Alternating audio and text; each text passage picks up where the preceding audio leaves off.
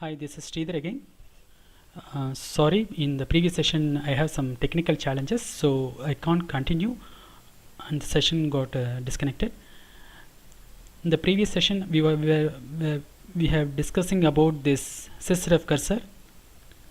Let me walk through again about the sysref cursor. Sysref cursor can be passed as the input parameter to the new context. The new context, that is we are creating a new context and assigning that context to the context handler. Using that context handler we can generate the XML using getXML or getXMLType. So we can pass not only the SQL query as input parameter, we can also pass the sysref cursor as input parameter to the new context function and assigning this statement to the context handler. Let me execute this.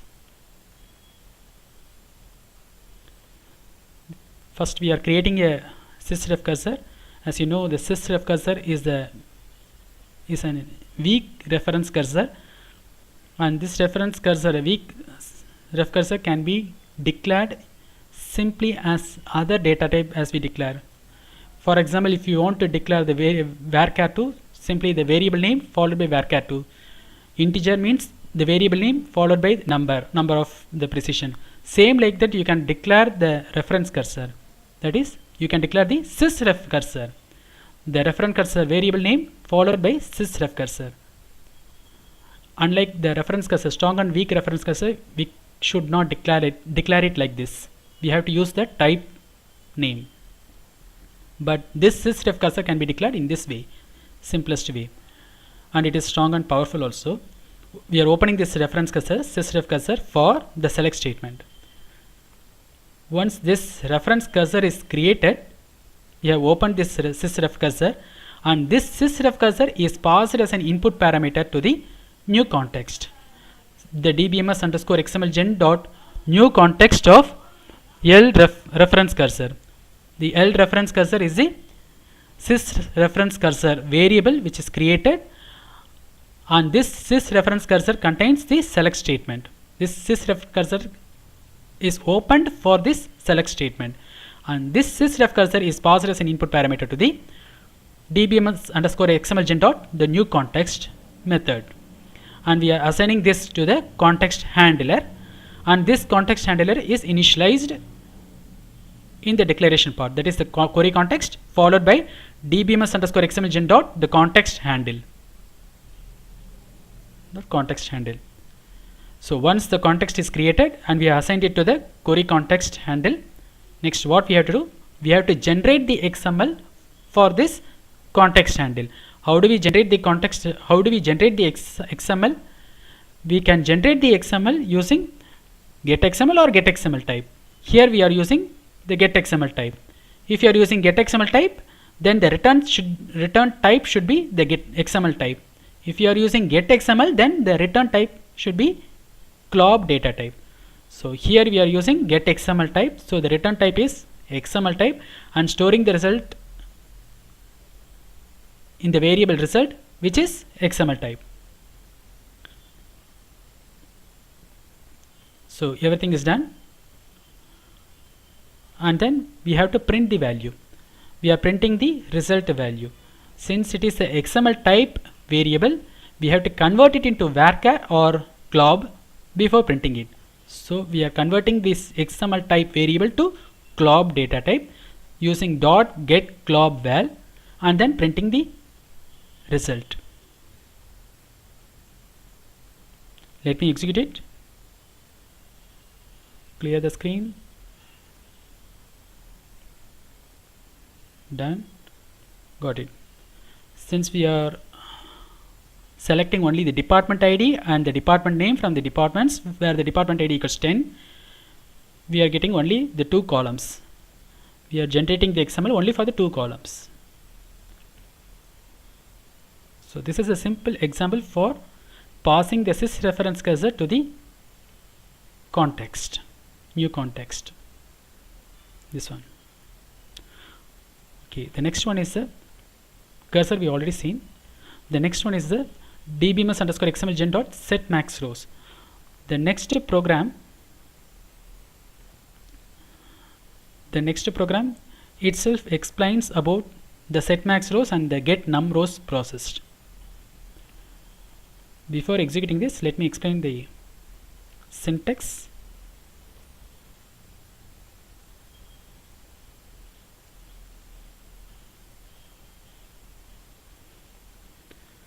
Set max rows. It is especially used when we are generating the XML using get XML. Why it is used only for the get XML and not for get XML type? Because the get XML will return CLOB data type. The CLOB data type can handle only 32,767 number of bytes, whereas the get XML type will return XML type data type, whereas that data type can handle nearly 2 or 4 GB bytes of characters. So this set max rows is used especially for get XML functions. This procedure will set the maximum number of rows to be fetched from the SQL query result for every invocation of this get XML. The syntax is DBMS underscore XMLGEN dot set max rows. If the table contains nearly 100 rows and you want to print the XML data for those 100 rows, you want to generate the XML for 100 records, you have to generate the XML for those 100 records. Then you can't generate it at a time.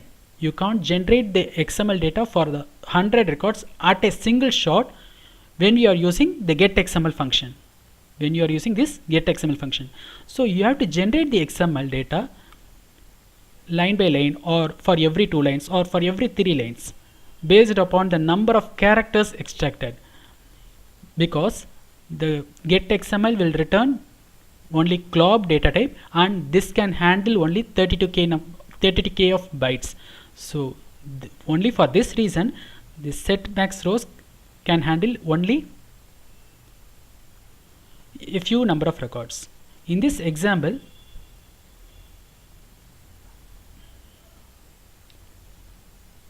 I am generating the XML for the employees table. The employees table contains nearly 106 or 105 number of records.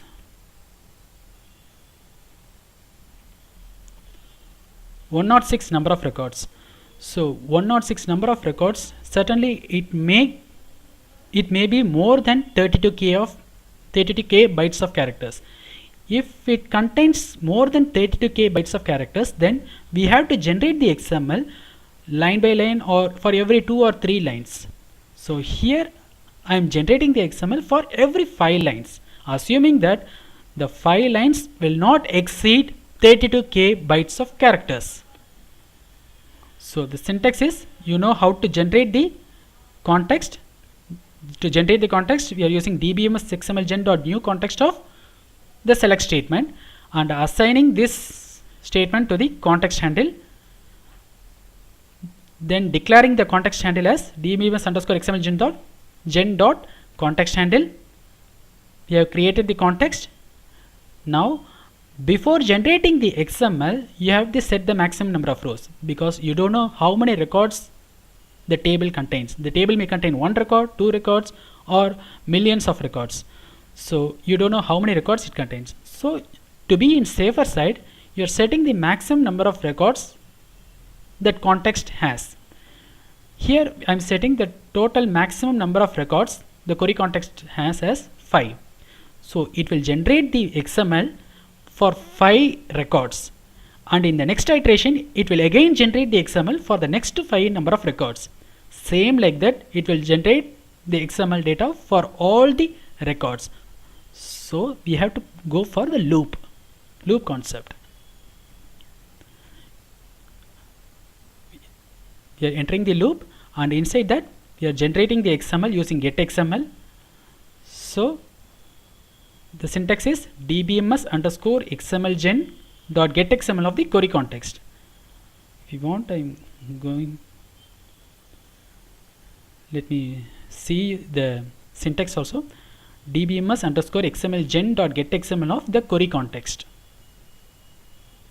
where the return type is CLOB.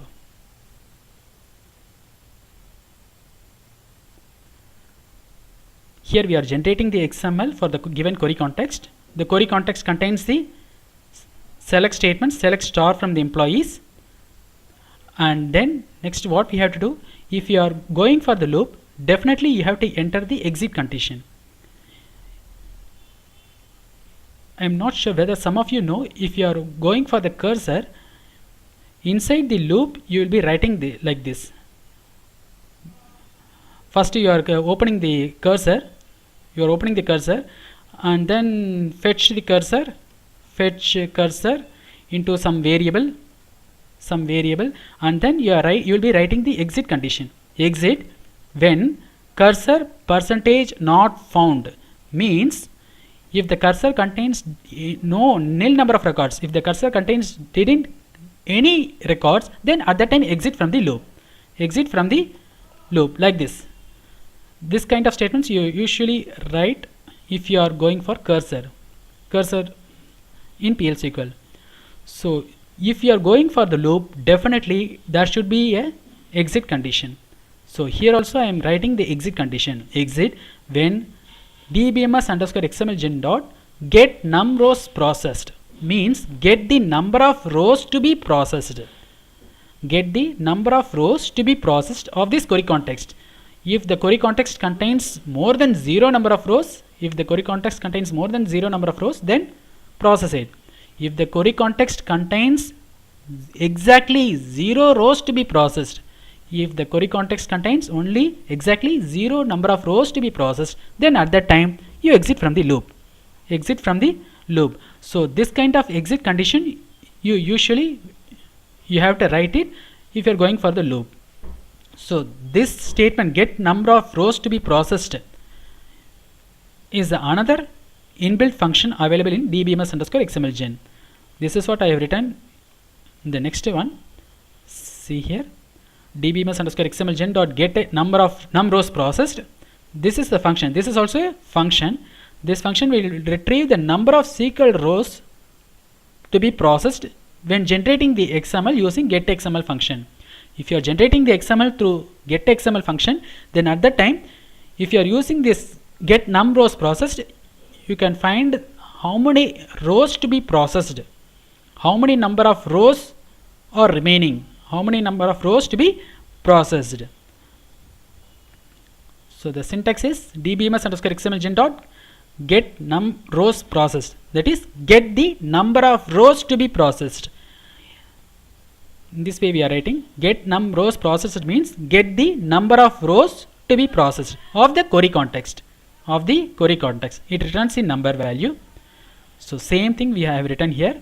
Exit from the loop when DBMS underscore XMLGen dot get the number of rows to be processed of the query context is equal to 0. If it is equal to 0, then exit from the loop. So if it is not equal to 0, then there are no rows to be processed, then so it will continue executing the loop. So all the values, all the XML data generating for the 5 number of records are stored in result CLOB variable. So this result CLOB variable is inserted into the table name, and then we are printing the result DBMS underscore output dot put line of result. Since result is a CLOB data type, we can directly print it, and end loop, and then closing the context.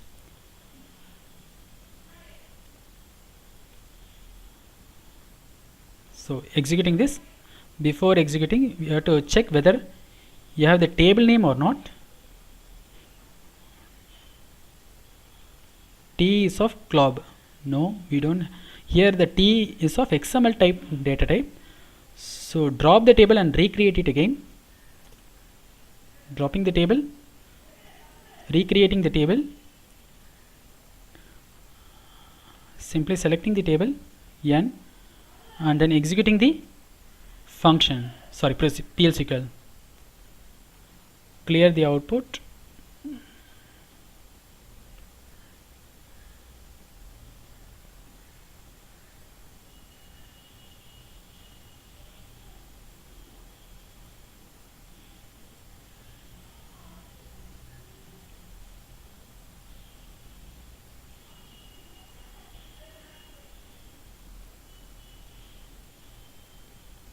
Okay, got it.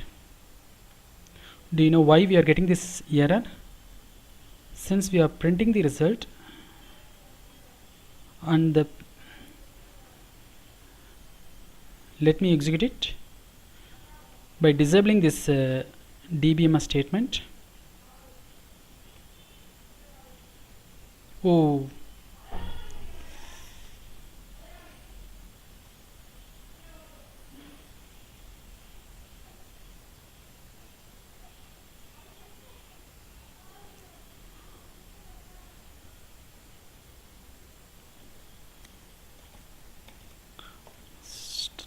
from T.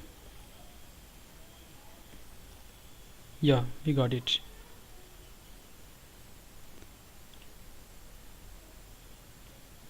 If you want, I can rerun this entire thing once again.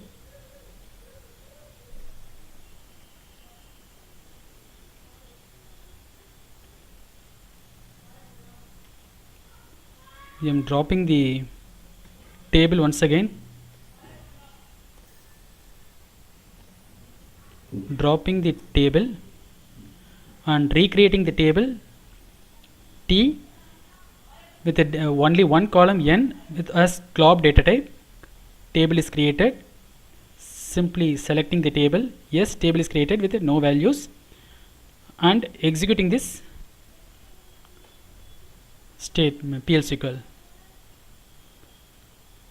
Clear the output. Anyhow, we are not printing the result.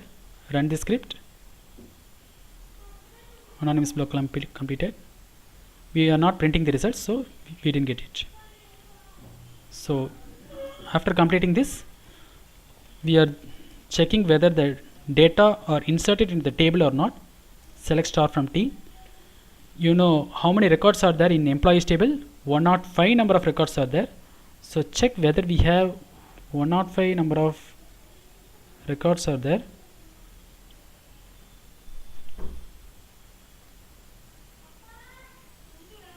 One not 5 records are not there. Let me check once again.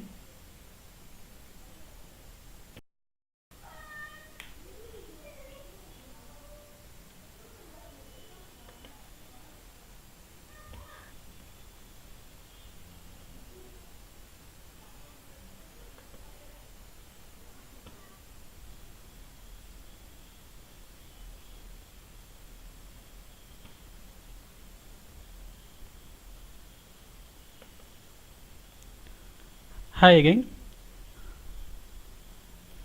Let me execute this query once again.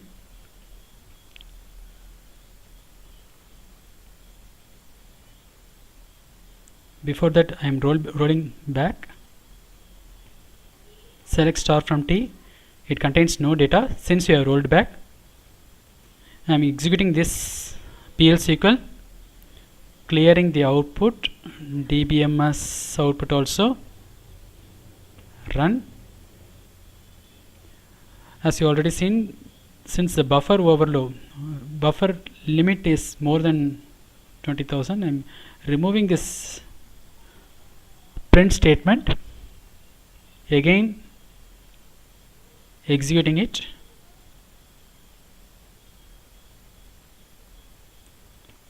It's done. We don't have any output since we have disabled the DBMS output line, but the output is stored in the T table. Let me execute it. Yes, the T table contains, we have inserted the CLOB value into the table T. So the T table contains all the values. If you say all the 105, that is the table employees table contains 105 number of records. So all the 105 number of records are inserted into the table T. If you notice that there are only 22 number of records, but the employees table contains 105 number of records. Why? Because each and every record in the table T contains 5 number of rows having the XML data, 5 number of employees records in the form of XML data. Let me show you.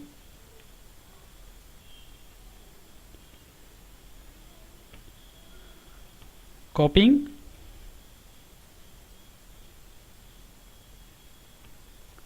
pasting it. If you see this, you can find that there are 5 number of employees for each iteration. Employee ID 116, employee ID 115, employee ID 114 third, and employee ID 113 is fourth, and employee ID 112 is the fifth. Why each row contains 5 number of employee records? Why? Because we have set the maximum number of rows as 5. Since we have set the maximum number of rows as 5, each row contains 5 number of employee records in XML format. So that is the usage of set max rows. Let me check by changing it as 1. Set max rows as 1. So the employee table has 105 number of records, and the same 105 number of XML format data should be stored in the table T. Let me check it. Rolling it back. Now that's the reason I didn't commit it. Run. We didn't print the output. Select start from T. Yeah, we have 105 number of records.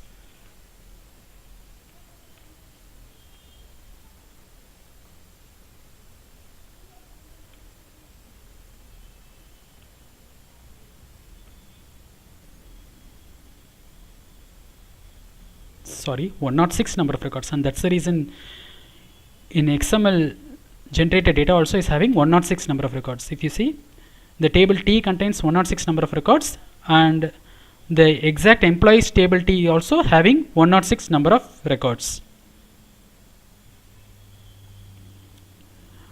Next we are going for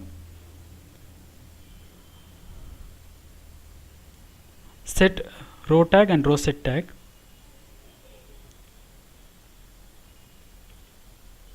The next inbuilt functions are set row set tag and set row tag. If you see the XML data, see, there is a sample XML data.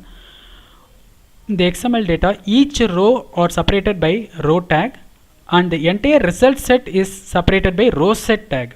The entire result set is separated with row set tag. The first and last will contain the row set tag, and for each record, for each employee record, it is separated with a row tag. So if you want, we can change the name of this row set and row. If you want, you can change the name of the row set and the name of the row. If you want to change the name of the row set, then you have to use the function set row set tag. And if you want to change the name of the row, that is employee row, you have to use set row tag. This is what we have mentioned here. This procedure will set the name of the root element of the document. The default name is row set, and DBMS underscore XMLGEN dot set row tag is, this procedure will set the name of the element separating all the rows. For each and every row, we will be having this row tag. So if you want to change the name of this row, then you have to use DBMS underscore XMLGEN dot set row tag. And the syntax are somewhat similar, except the set row set and set row. The syntax is DBMS underscore XMLGEN dot set row set tag of the query context and what name you have to give, what row set tag name you want to give. And the set row tag is,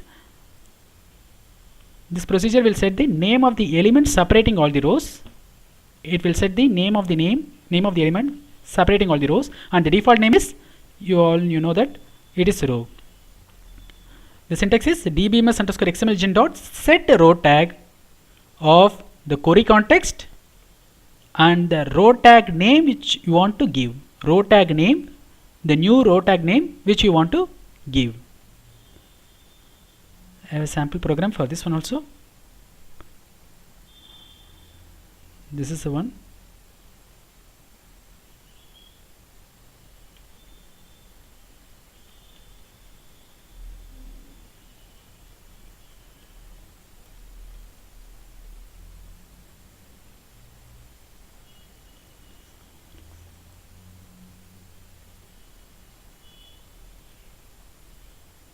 since I already have t underscore XML table, I'm changing this t as tx underscore XML table.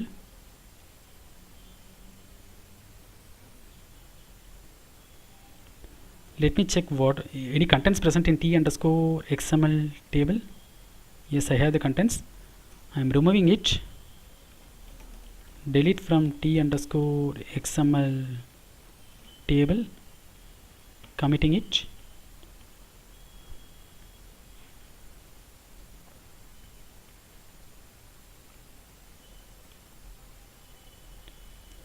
Here what I am going to do, I'm going to generate the XML, and for the generated XML I want to change the row tag and row set tag. That's what I am going to do.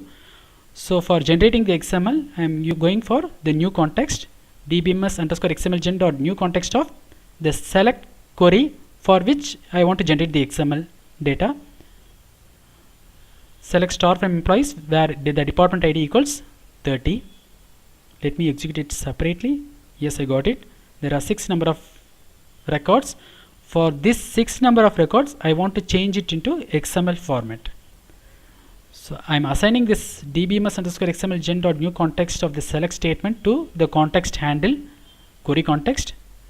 And before that, I'm declaring this query context. Query context is DBMS underscore XMLGEN dot the context handle.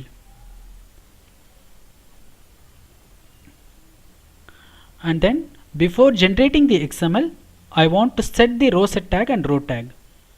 Before generating the XML itself, I want to set the row set tag and row tag. So for this, I am using this function DBMS underscore XMLGEN dot set row set tag. Row set tag means it will come first. This one, the first and last. I am setting the row set tag name into a new name.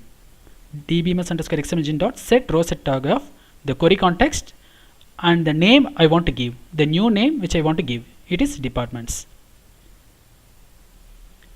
And then the row tag name, for each and every record it is separated with a row tag. So this one also I want to replace it. So for this I am using DBMS underscore XMLGEN dot set row tag. Set row tag of the query context and the new row tag name which I want to give, that is department details. Anything you can give within single quotes. That's what we have completed. Next we have to generate the XML. So these things we have to do before generating the XML itself. These things means the set row tag and set row set tag, we have to do it before generating the XML. So next one comes the generating XML. How to generate the XML? DBMS underscore XMLGEN dot get XML or get XML type. Here we are using get XML type of the query context. So it will return XML type data type. So we have to store the result to XML type data type. So we are declaring the result as XML type. And then we are closing this context. So all the results are available in result.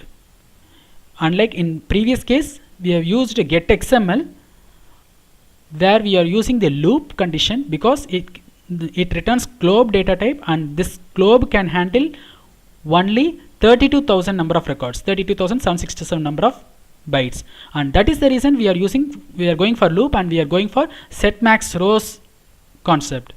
But here the get XML type, the return type is XML type, and here there is no such limitation. There is no such limitation of 32k bytes of characters.